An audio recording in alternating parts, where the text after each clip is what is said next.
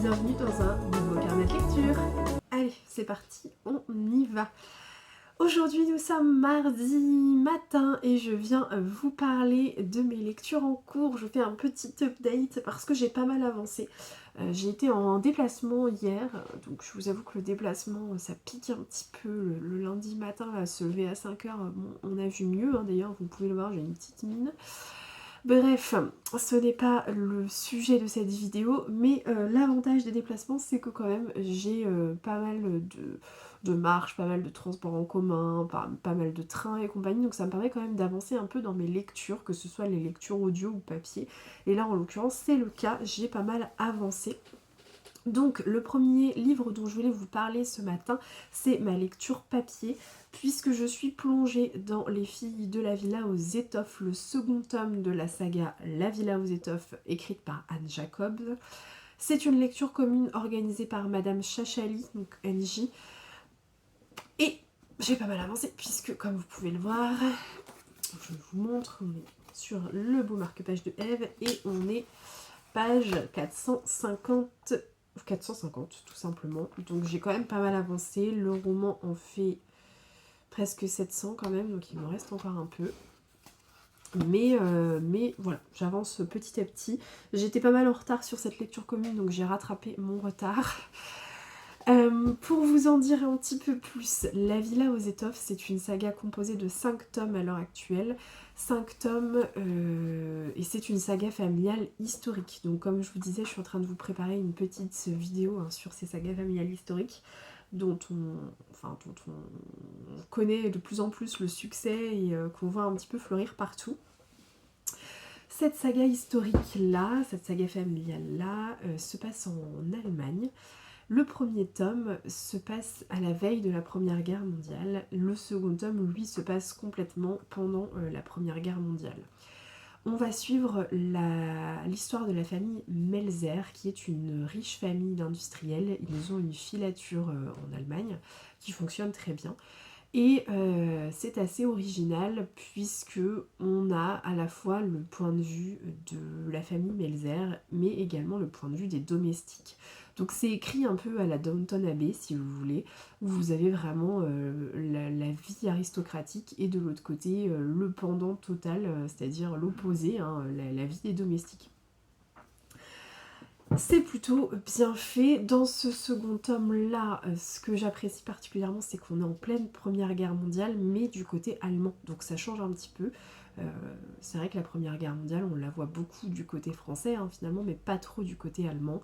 Et ça change. C'est plutôt intéressant. Cette saga familiale, c'est une saga que j'apprécie, mais ce n'est pas ma saga préférée. Je vous en reparlerai pendant la petite vidéo que je compte vous faire sur les sagas historiques familiales, mais ce n'est pas ma préférée parce que je trouve que le rythme est assez lent. On est sur un roman très contemplatif.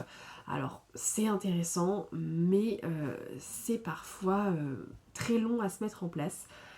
Autant dans le premier tome, j'avais trouvé que c'était long à se mettre en place, mais il y avait une intrigue, il y avait un secret, il y avait quelque chose, et du coup, c'était quand même assez puissant, et ça me tenait un peu en haleine jusqu'à la fin.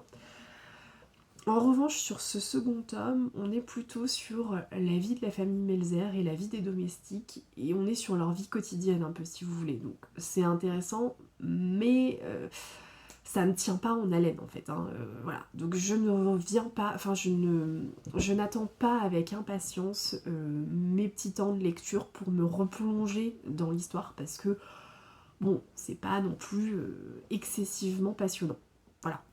Donc à voir ce que ça va donner sur la suite. C'est vrai que là, franchement, j'en suis page 450 et il se passe des choses, clairement, on va pas dire qu'il se passe rien, c'est pas vrai, il se passe beaucoup de choses. On est pendant la Première Guerre mondiale, donc sans vous spoiler, vous vous doutez bien que il y a beaucoup de peine, pas forcément énormément de joie, quoique il y en a un peu, mais voilà, il y a forcément des choses qui se passent. Mais c'est vrai que vu qu'il n'y a pas d'intrigue, il n'y a pas le gros secret qu'on pouvait avoir dans le premier tome, je trouve que ça manque un peu de rythme parfois. Voilà. Donc ça c'était pour ma lecture papier. Pour ce qui concerne ma lecture audio, j'ai repris un nouveau livre. J'ai pas été très emballée par Un jardin de mensonges que j'ai écouté dernièrement, hein, je vous en avais parlé la semaine dernière. Donc là je voulais partir sur quelque chose d'un petit peu plus facile à écouter, donc je suis partie sur un roman feel good pour changer un peu de style et pour repartir sur une écoute audio assez simple. J'ai pris la décision d'écouter dans les prochaines semaines, prochains mois, des romans que j'ai déjà dans ma palle, puisque ma palle commence à augmenter considérablement et je me dis que ce serait pas plus mal en fait de lire des romans, enfin d'écouter des romans que j'ai déjà dans ma palle plutôt que d'en acheter et qui ne sont pas dans ma palle. Comme ça je peux diminuer un petit peu ma bibliothèque et lire des livres qui m'ont fait envie à un moment donné puisque je les ai achetés, donc voilà. Donc j'ai décidé de prendre en audio Le fabuleux voyage du carnet des silences de Clare Pouly, que j'ai acheté il y a au moins 2 ans je pense, hein. Donc il traîne un peu dans ma palle et je me suis dit que c'était pas mal de le sortir maintenant. Je trouve que c'est un roman qui se prête bien à la période et voilà, et ça me plaisait bien. Donc pour ce qui est de l'histoire, on suit l'histoire de Monica. Monica, c'est une juriste qui est très organisée, qui est... Enfin, tout est sous contrôle avec Monica, si vous voulez. Elle est très organisée, elle planifie tout ce qu'elle doit faire, tout est carré, il n'y a rien qui dépasse en fait, hein. Elle décide, sur un coup de tête plus ou moins, de lâcher son job de juriste et d'ouvrir un café, puisqu'elle en a marre de son boulot. Donc elle ouvre un café et... un beau jour, dans son café, débarque Julian Jessop, qui est un artiste peintre qui a presque 80 ans. Et Julian Jessop va laisser sur une table, de façon totalement délibérée, un carnet qu'il va appeler le carnet des silences. Et dans ce carnet, il va raconter sa vie. Et il va laisser pour consigne... En fait, il va laisser une consigne dans ce carnet. La personne qui va le trouver devra à son tour raconter sa vie et laisser le carnet faire son petit bonhomme de chemin et y rencontrer d'autres personnes. Et la personne qui va trouver ce carnet, bien sûr, c'est Monica, et elle va suivre les consignes de Julian, elle va écrire sa vie, et elle va le laisser, elle va l'abandonner dans le bar à vin qui est juste en face de son café, pour qu'il tombe sur une autre personne qui va à son tour raconter sa vie, etc. Et donc, en ce sens, le carnet des silences fait un fabuleux voyage. C'est plutôt sympathique comme lecture, je trouve que ça s'écoute très très bien. Moi je me laisse complètement porter par l'histoire. C'est donc un roman choral, vous l'aurez compris, puisque on découvre à la fois Julian, on découvre Monica et les autres personnages qui suivent. Je ne veux pas vous en dire trop parce que je ne veux pas vous spoiler, mais ça s'écoute très très bien, encore une fois. Je suis très contente, je suis à fond dans cette lecture audio. Et je n'ai qu'une hâte, c'est de retrouver tous les personnages. Donc là, je l'ai pas mal écouté quand même. J'en suis à la page 180 sur 471. Il doit me rester à peu près 6 heures d'écoute. Je ne sais pas très bien où va aller l'histoire. Je ne sais pas très bien ce que l'autrice veut nous faire comprendre à travers ce roman pour le moment. Mais je trouve que le style est très simple, très fluide, et du coup on est complètement happé par l'histoire et ça me va bien parce que c'était vraiment ce dont j'avais envie en ce moment. Donc pour le moment ça fait parfaitement le job. On va voir, je vous en reparlerai plus tard. Je pense que je vais aller très probablement courir demain, donc je l'emmènerai avec moi. Je vais pas aller courir au club, je pense. Je vais courir de mon côté le midi parce que j'aurai pas le temps d'y aller le soir. Et du coup, quand c'est comme ça, j'aime bien emmener mon livre audio avec moi. Alors, j'emmenais pas Le Jardin des mensonges parce que je trouvais ça trop lent, que j'écoutais de la musique plutôt. Mais là, typiquement, je suis tellement emballée par l'histoire que je pense que je vais aller courir 45 minutes et je vais écouter 45 minutes de plus. Donc on va voir ce que ça va donner. Et bien écoutez, je pense que c'est à peu près tout ce que j'avais à vous dire pour aujourd'hui. Je vous reprends plus tard dans la semaine.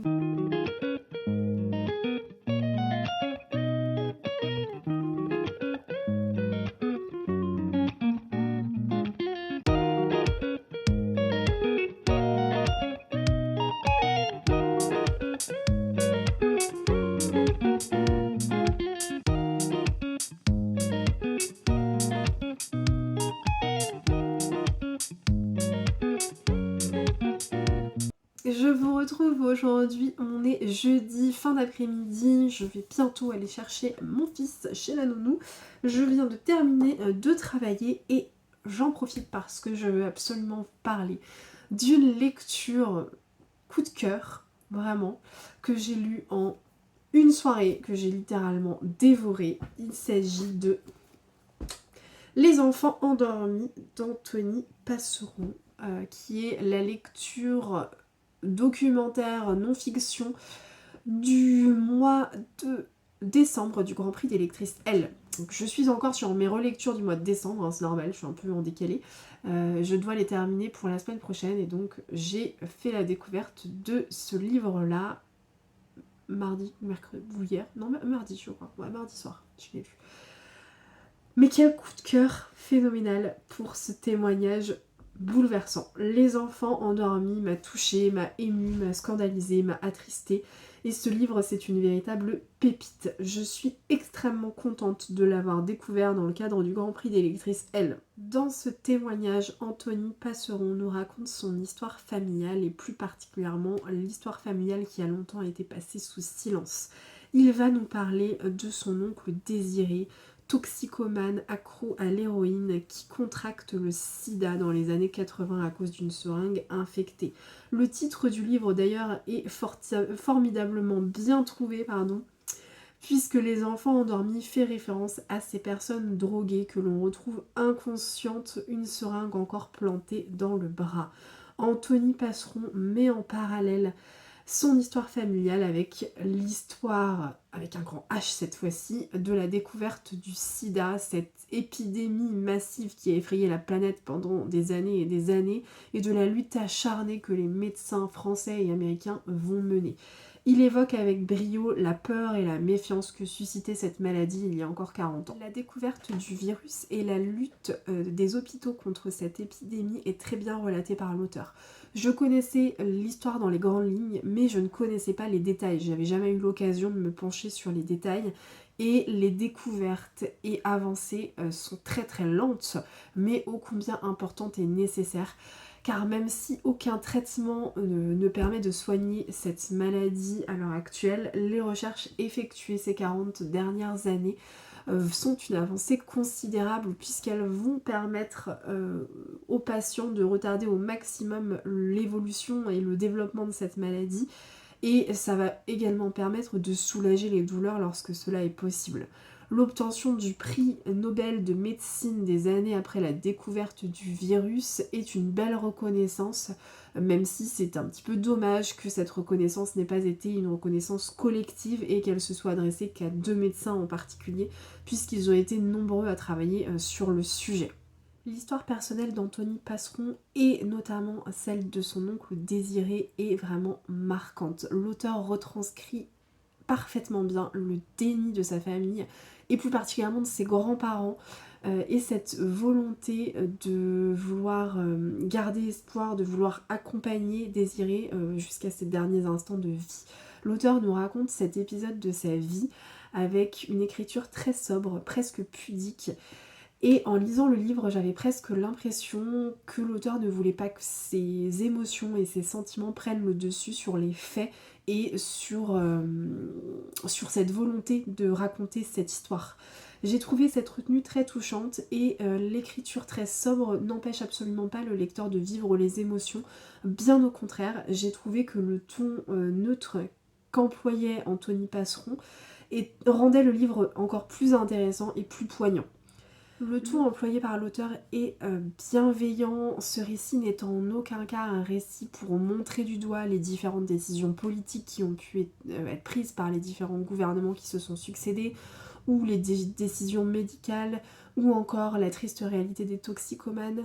Non, pas du tout, ce récit il est là pour raconter une histoire, pour raconter des faits, pour raconter l'histoire du sida certes, mais également l'histoire personnelle de Anthony Passeron.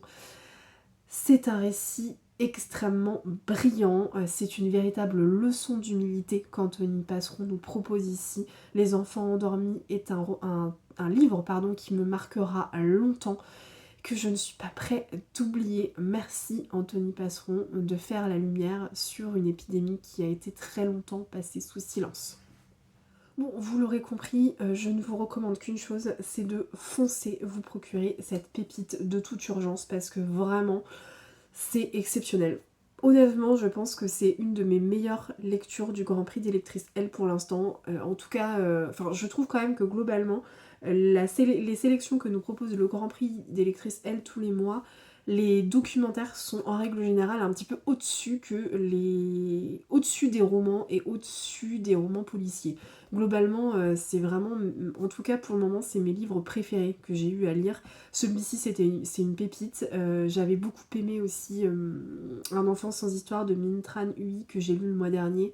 Et j'avais également adoré Danser sous la mosquée. J'ai mangé le nom de l'autrice, mais qui était exceptionnel aussi. Donc vraiment, je trouve que pour le moment, c'est des très très bons livres, les documentaires et les témoignages qu'on nous propose. Donc voilà, finalement, il n'y a que les lectures de mon mois de jury qui n'étaient pas terribles. J'avais pas trop aimé les documentaires qui avaient été proposés, ça avait vraiment pas été un coup de foudre, loin de là. Donc bref, celui-ci, ah Mamma Mia, c'est vraiment une pépite, vraiment, vraiment, vraiment. Sinon, je n'ai pas grand chose de plus à vous dire, en fait, je suis en train de réfléchir, mais j'ai un petit peu avancé dans ma lecture audio, qui est toujours le fabuleux Voyage du carnet des silences, je vais y arriver. J'en suis à la page presque 300 là. Donc j'avance vraiment pas mal. En fait, je suis complètement happée dans l'histoire. Donc dès que j'ai un moment, hop, je mets mes écouteurs et j'écoute la suite de mon livre audio. Donc j'aime beaucoup. J'espère pouvoir le finir à la fin de la semaine. Bon, il me reste une centaine de pages, ça peut être gérable. On va voir. J'espère pouvoir venir vous en reparler avant de clôturer ce carnet de lecture. Eh bien écoutez, moi je file chercher mon bébé et je vous reprends plus tard.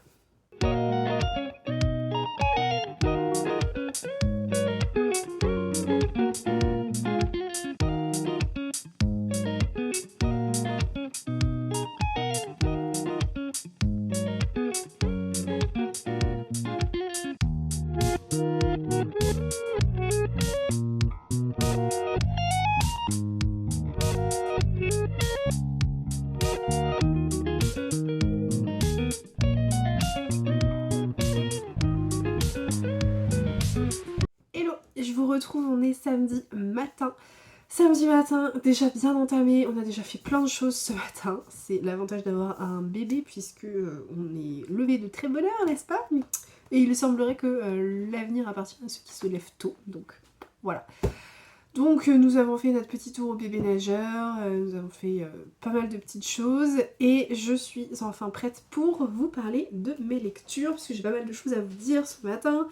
La première, c'est que j'ai terminé mon livre audio, sans grande surprise puisque vous l'aurez compris, c'est un roman que j'ai beaucoup aimé. Le fabuleux voyage du carnet des silences de Clare Pouly, que j'ai vraiment apprécié écouter. J'ai trouvé que la lectrice, elle était très très douée. Elle arrivait vraiment à faire les différentes voix, j'ai bien aimé, elle passait du vieillard de 80 ans à la jeune active de 40 ans, enfin elle arrivait vraiment à bien distinguer les personnages selon les voix et j'ai trouvé ça très intéressant. Et du coup, ça se laisse vraiment bien écouter, on est complètement happé par l'histoire et ça m'a beaucoup plu. C'est un roman feel good que je vous conseille de lire plutôt en hiver. Si vous êtes un lecteur ou une lectrice saisonnière, un peu comme moi, je pense que c'est vraiment quelque chose que vous pouvez lire en hiver. Il y a une grosse partie du roman qui se passe à Noël notamment. Donc je pense que c'est un roman que vous pouvez déguster tranquillement au coin du feu ou alors à côté de la fenêtre en écoutant la pluie tomber. Voilà, c'est un peu l'ambiance de ce roman, je trouve. On est sur un roman avec de nombreux personnages, ça je vous l'ai déjà dit, mais ce sont de nombreux personnages qui sont très humains. Ils ont leurs failles, ils ont leurs défauts et ça les rend terriblement attachants. Et c'est pour ça que j'ai beaucoup aimé ce roman, c'est vraiment parce que l'autrice nous présente une palette de personnages tous très différents les uns des autres, mais tous terriblement attachants et on a vraiment très envie de savoir ce qui va se passer pour eux. Et c'est vraiment pour ça qu'on retourne avec envie dans le livre. L'intrigue en elle-même, elle est pas folle, hein, elle est pas dingue, on se dit pas oulala il va se passer plein de choses, ça reste quelque chose d'assez prévisible, mais les personnages font qu'on retourne avec envie dans notre lecture. Le petit le petit point qui m'a laissé un petit peu sur ma faim, c'est... Enfin, comme je vous disais, hein, il y a beaucoup de personnages, et en fait, il y a certains personnages qui sont un peu relégués au second plan. Je pense notamment au personnage de Riley, qui est un jeune Australien qui fait un peu le tour du monde, et donc qui arrive à Fulham Road. Et je trouve qu'il est un peu relégué au second plan, et j'ai trouvé ça un peu dommage. C'est pareil, la partie... bah, le personnage de Lizzie est pas trop exploité. Voilà, il y a certains personnages comme ça qui, à mon sens, sont un petit peu relégués au second plan. Après, je comprends aussi le parti pris de l'autrice, parce que bon, le roman fait déjà 400, presque 500 pages, donc bon, ça aurait peut-être été un peu long de rajouter une centaine de pages de plus pour approfondir un peu les personnages restants. Mais vraiment, dans l'ensemble, c'est un roman feel good qui m'a beaucoup plu. J'ai passé un excellent moment de lecture. J'ai vraiment adoré me plonger dans cet univers de Fulham Road. Et je vous le recommande si si vous aimez les romans feel good déjà. Si vous n'aimez pas, passez votre chemin, parce que je suis pas sûre que ce soit quelque chose pour vous.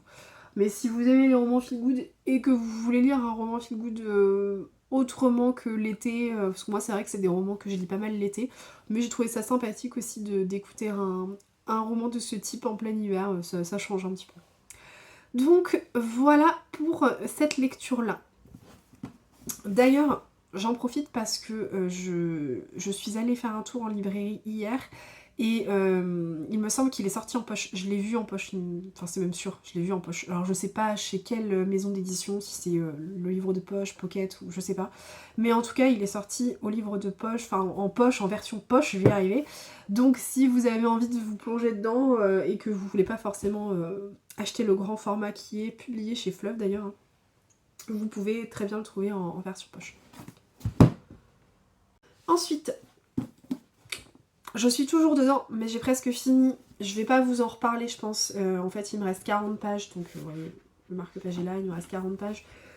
Je vais vous en parler très succinctement, puisque comme vous l'avez compris, j'ai décidé de vous faire une vidéo sur les sagas historiques familiales, et donc la saga de la Villa aux Étoffes en fera partie. Donc je vais pas vous en parler énormément. Je reste un petit peu sur ce que je vous ai dit en début de semaine, à savoir que c'est pas ma saga historique familiale préférée. Je trouve que c'est assez lent. Encore une fois, enfin, c'est vraiment ce que je vous ai dit en début de semaine. Il n'y a pas d'intrigue dans ce tome-là, contrairement au premier tome. Et du coup, il se passe beaucoup de choses dans la famille, dans la vie quotidienne, dans la villa Melzer. Mais pas assez en fait, enfin il n'y a pas une intrigue vraiment qui suit tout le roman, et ce qui fait que j'ai pas été particulièrement emballée par ce tome. Après ça reste quand même très très sympathique en termes d'ambiance, je reprends, on n'est pas sur une ambiance sympathique parce qu'on est en plein dans la Première Guerre mondiale, donc on a vu mieux, hein. Mais je trouve que c'est toujours bien écrit, le style est toujours aussi intéressant. L'ambiance est toujours un petit peu particulière, on est toujours intéressé par cette dualité qu'on a entre la vie aristocratique et la vie des domestiques, donc ça c'est toujours aussi intéressant. Mais c'est vrai que moi il m'a manqué cette intrigue, il m'a manqué un peu d'action en fait, tout simplement, c'est trop lent à mon goût. Donc je ne sais pas encore si je continue la saga ou pas. Je sais pas du coup. Alors, je ne sais pas si je m'inscris à la lecture commune organisée par Madame Chachali, parce qu'en fait, elle continue hein, la saga, donc elle a proposé une lecture commune pour le 3e tome. Je me suis tâtée hier, j'étais en librairie, je me suis tâtée à le prendre, je savais pas trop, finalement je l'ai pas pris, j'ai passé mon chemin. Je sais pas trop ce que je vais faire avec cette saga. Vraiment, je suis assez dubitative. Si c'est une saga que vous avez aimée et que vous avez lu, dites-moi si ça vaut le coup que je lise le 3e tome. Je me dis qu'en fait j'ai tellement de sagas en cours, est-ce que ça vaut vraiment le coup de continuer celle-là? Bon. Voilà, je ne vais pas répondre à cette question maintenant, je vous en reparlerai plus tard du coup. Mais voilà, sachez que je ferai une petite vidéo de toute façon spécifique sur les sagas familiales historiques, et la Villa aux Étoffes en fera partie, donc je vous en parlerai plus en détail à ce moment-là. Pour finir ce carnet de lecture, puisque je vais le clôturer aujourd'hui, je voulais vous parler du gros craquage que j'ai fait en librairie hier. Ça fait longtemps que j'ai pas acheté de livres, Non, j'ai rien dit. J'ai acheté des livres la semaine dernière. C'est complètement bête ce que je suis en train de vous dire. Bref, laissez tomber. Enfin bon, ça faisait longtemps que j'étais pas allée en librairie et que je n'avais pas craqué au détour d'un ou deux rayons. Et là, en l'occurrence, j'avais quelques chèques cadeaux à utiliser, donc j'en ai profité.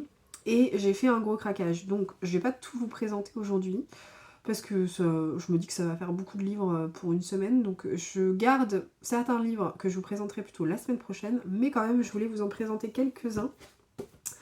J'ai d'abord craqué pour le 3e tome de la saga Blackwater. Bon, ça, c'est pas une surprise. Regardez-moi cette beauté, encore une fois. On est sur une édition magnifique. Hein. Donc, le 3e tome de Blackwater s'appelle La Maison. C'est écrit par Michael McDowell et j'ai déjà lu les 2 premiers tomes qui étaient La Crue et La Digue que j'avais beaucoup aimé. Je crois que j'ai quand même préféré le 2e tome au premier parce que je trouve que ça s'enchaîne un peu plus et on rentre plus vite dans le vif du sujet. Donc là j'ai hâte de savoir ce qui va se passer. Je ne vous dis pas et je ne vous raconte pas la 4e de couverture puisqu'on est sur un 3e tome et je ne voudrais pas vous spoiler. Je ne suis même pas sûre de la lire moi pour le coup. Elle est assez courte hein, mais j'ai un peu peur de ce qui va être raconté là-dedans. Ce sont des livres qui sont très courts puisqu'ils font 200... Là il fait 230 pages donc ça se lit très très vite. Et autant vous dire que je vais me le caler assez rapidement sur le mois de mars je pense celui-ci. Ensuite, j'ai craqué pour un thriller. Là, ça va pas être une grande surprise pour vous non plus. J'ai craqué pour Les Sœurs de Montmort de Jérôme Loubry. J'avais adoré Les Refuges que j'ai lu l'année dernière, qui a été vraiment un gros coup de cœur pour moi. Je pense pas me tromper en continuant ma découverte de Jérôme Loubry. Je vais enlever le bandeau là. Et voilà, et Les Sœurs de Montmort, j'en avais beaucoup entendu parler, donc je me dis que ça peut être l'occasion. Je sais qu'il en a sorti un certain nombre d'autres que j'ai très envie de lire aussi. Je vous les montre, c'est sur l'intérieur. Voilà, donc moi j'ai lu Les Refuges, et sinon il y en a un certain nombre. Alors celui-ci là, Du Soleil et du Sang, je crois. De Soleil et de Sang, pardon. De Soleil et de Sang. Il est à la médiathèque à côté de chez moi, donc je pense que je vais l'emprunter, un de ces 4. Et puis il y a Les Chiens de Détroit et le 12e chapitre aussi, qui a l'air très sympa. Jérôme Loubry a sorti un autre roman en début d'année. J'ai plus le nom. Si je vous le retrouve, je vous le mettrai quelque part. Mais voilà, celui-ci, c'est celui qu'il a sorti l'année dernière, qui vient de sortir au livre de poche. Ça fait plusieurs fois que je passe devant, que je me dis « Oh non, c'est peut-être pas une très bonne idée, c'est pas raisonnable. » Bon, à un moment donné, faut arrêter d'être raisonnable, hein, donc je l'ai acheté. Je vous lis la 4e de couve. Novembre 2021. Julien Perrault vient d'être nommé chef de la police de Montmort, village isolé desservi par une unique route.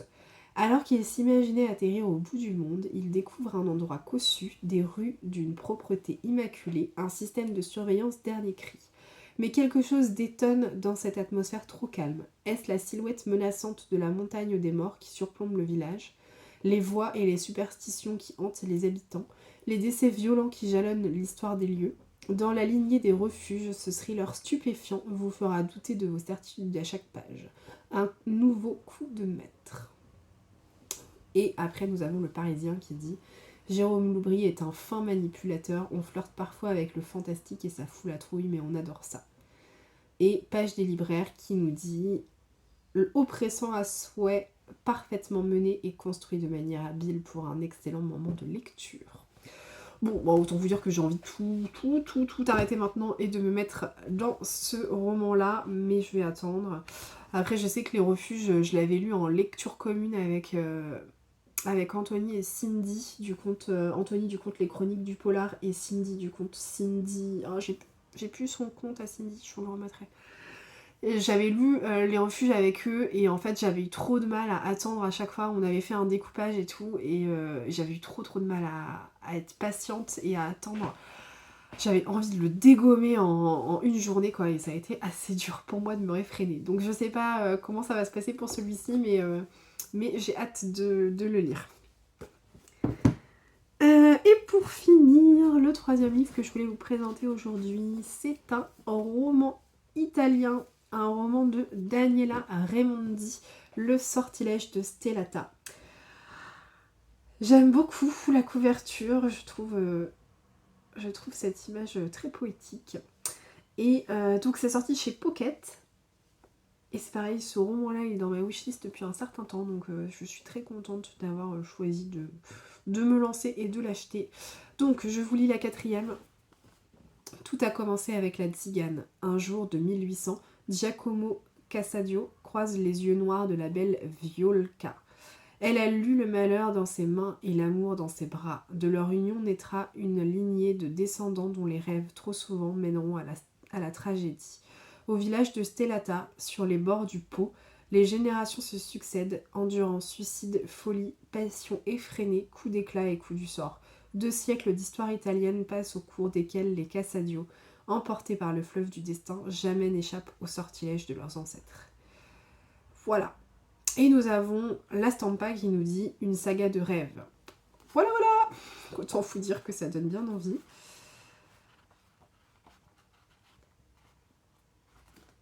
Ah, je regarde, donc effectivement, c'est assez marrant. Vous avez, je vais pas trop rentrer dans le détail, mais vous avez à chaque fois les années. 1973. Et donc ça doit commencer en 1800, j'imagine. Ou presque. Voilà, c'est ça, 1800. Donc bon, je me dis que ça doit être quand même assez rapide parce que le roman n'est pas si gros que ça. Pour 2 siècles d'histoire italienne balayée, il fait 450 pages. Ah, c'est pas mal, vous avez un arbre généalogique aussi, ici. Oula, mais s'il y a autant de personnages, je vais m'y perdre moi. Bon bref, écoutez, on verra bien. En tout cas, c'est un roman qui me tente beaucoup. Le sortilège de Stellata. Voilà ce que j'avais à vous dire pour aujourd'hui. Donc ça, c'est mes petits craquages. Je vous parlerai des autres craquages la semaine prochaine. Et ça, ce sont les 2 livres dont je vous ai parlé, en sachant que il me reste encore 40 pages de celui-ci. Mais je ne reviendrai pas dessus la semaine prochaine. Sur ce, écoutez, je pense que je vais en rester là. Je vais vous souhaiter un excellent... Bon, pour vous, ce sera une excellente semaine plutôt. Une excellente semaine. J'espère que vous avez passé un très bon moment en ma compagnie et que vous avez pu noter quelques idées de lecture. En attendant, je vous retrouve dès la semaine prochaine pour un nouveau carnet de lecture. Allez, ciao!